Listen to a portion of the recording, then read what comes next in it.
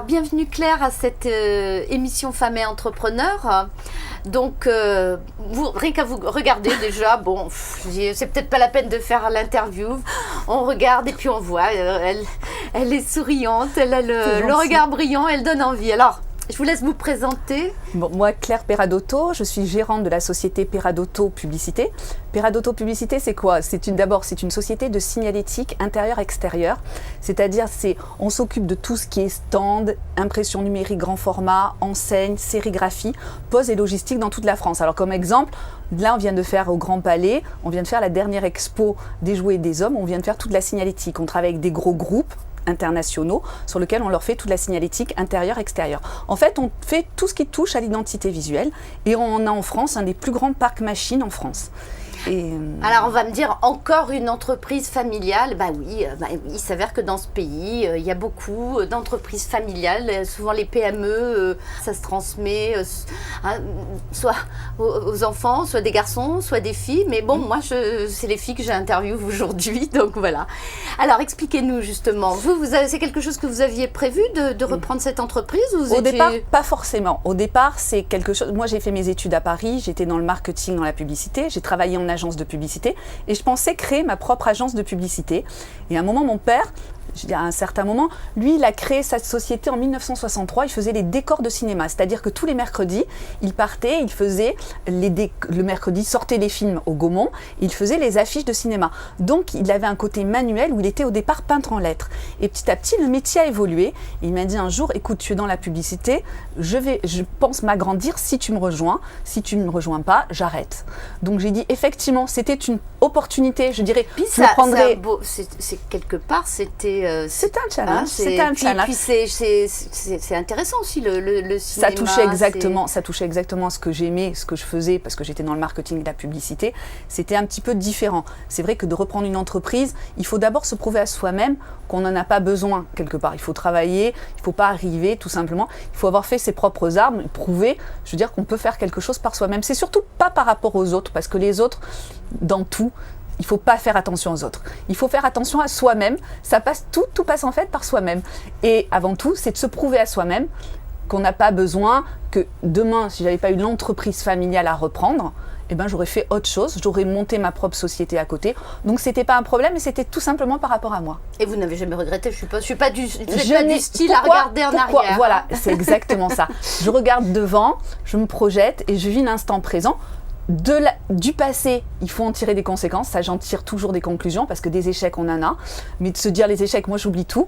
Mais quelque part, j'en garde les conclusions. C'est-à-dire, ça me permet d'avancer. Des échecs, on essaye de comprendre ce qui a pas marché, pourquoi on n'a pas été bon sur un appel d'offres qui était primordial, les progrès qu'il faut faire, rectifier le tir et quelque part aller de l'avant. Donc, Alors, est-ce que vous avez apporté du sang neuf à cette entreprise? Vous l'avez développée puisque votre papa était plutôt dans un métier un peu artisanal quand même. L'avantage aussi, c'était que le challenge était, disons, le deal était bien passé au départ. C'est qu'il lâche complètement, c'est-à-dire, il reste quand même dans l'entreprise en tant que conseil parce qu'il reste actionnaire, parce que j'ai repris aussi, mon frère est revenu nous rejoindre au niveau technique. Vous avez finalement mon frère est revenu nous rejoindre aussi au niveau du technique. Et le but, c'était de dire, quelque part, qu'il nous laisse la main. Il nous l'a laissé il y a 15 ans et moi, j'en ai repris la gérance. Donc, mais c'est tout simplement. Voilà. Donc, ça nous permet, quelque part, la stratégie, je l'écris, je la communique à tous les salariés dans l'entreprise. Vous avez combien de salariés? J'ai 48 personnes. Alors là, 48 personnes, mais comme je dis, ça en France, il faudra faire quelque chose. Parce qu'on a aussi des paliers, c'est-à-dire le problème des 50 personnes.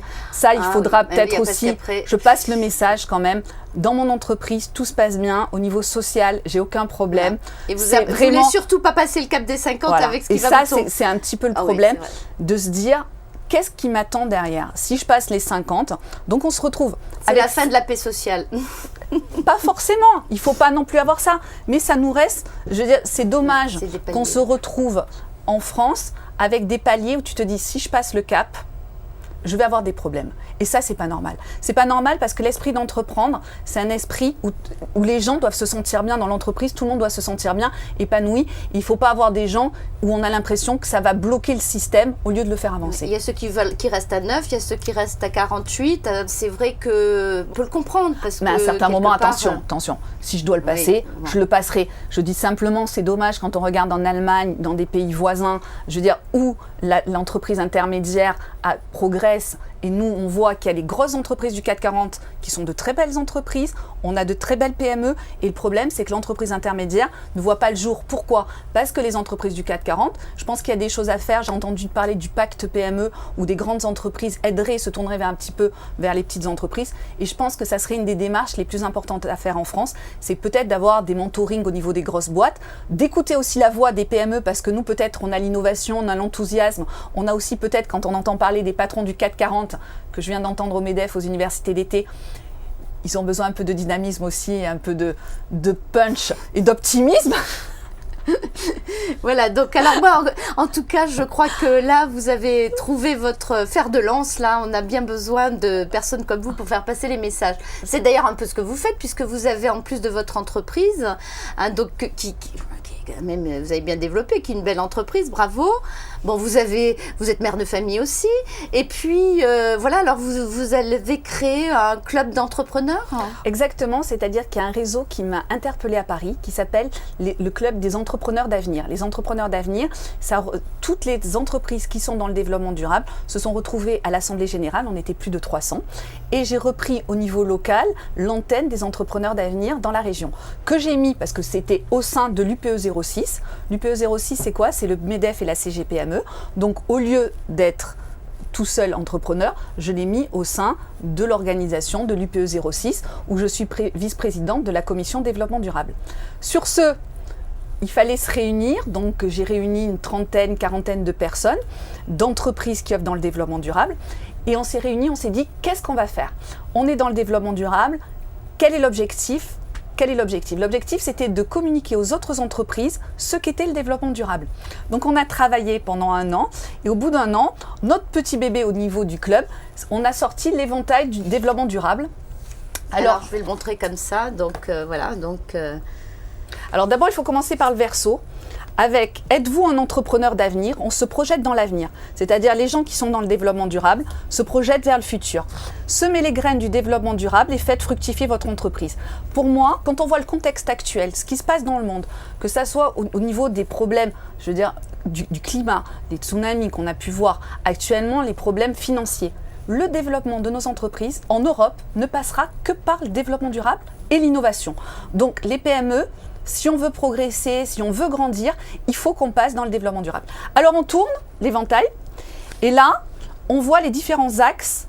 Les gens pensent tout le temps développement durable avec le côté environnemental.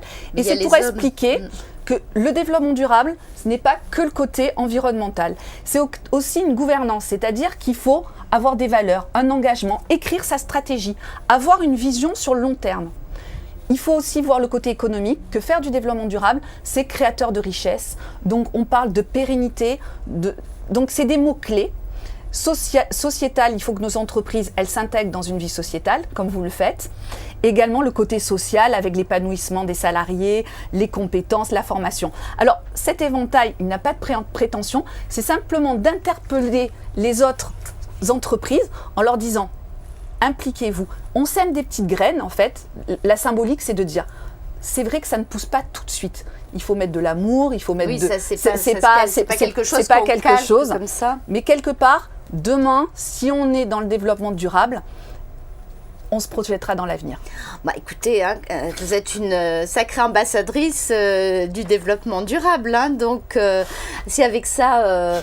Alors dites-moi, vous n'avez pas l'impression là que les femmes sont plus disposées, que c'est déjà fait à la limite dans leurs entreprises, mis en place ? Absolument, je pense que ça vient de la différence entre hommes-femmes. J'aime pas parler de différence hommes-femmes, mais par nature, l'homme est plus fort. Mais nous avons un pouvoir, c'est de donner la vie. Et donc, la préserver. Donc, de la préserver. Oui. Et je le vois par rapport à nos enfants. Qu'est-ce qu'on souhaite pour nos enfants ? C'est d'avoir un monde meilleur, qui soit mieux et on va essayer de leur préserver leur territoire quelque part. Donc je parle plutôt de compétences et de se projeter dans l'avenir en disant il faut voir demain ce que seront nos vies, nos sociétés, nos entreprises, et c'est pour ça que j'essaie de faire fructifier ma société, et un jour j'espère la transmettre à mes enfants et qu'ils la feront aussi progresser et qu'ils la transmettront, quoi. C'est ça votre rêve ?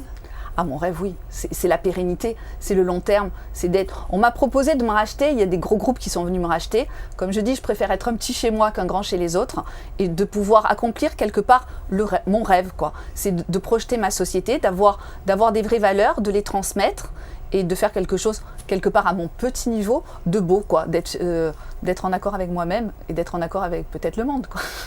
Bah écoutez, je dois dire, après plusieurs interviews, je commençais à être un petit peu fatiguée, mais franchement, vous m'avez redonné de l'énergie et je suis prête à continuer. Et franchement, voilà, continuez on a besoin de femmes comme vous et puis vous y allez franco, voilà. Donc, et vous ne faites pas de vent en tout cas, hein, donc ça apporte de l'air, ça apporte de l'air. Merci beaucoup. Merci à vous.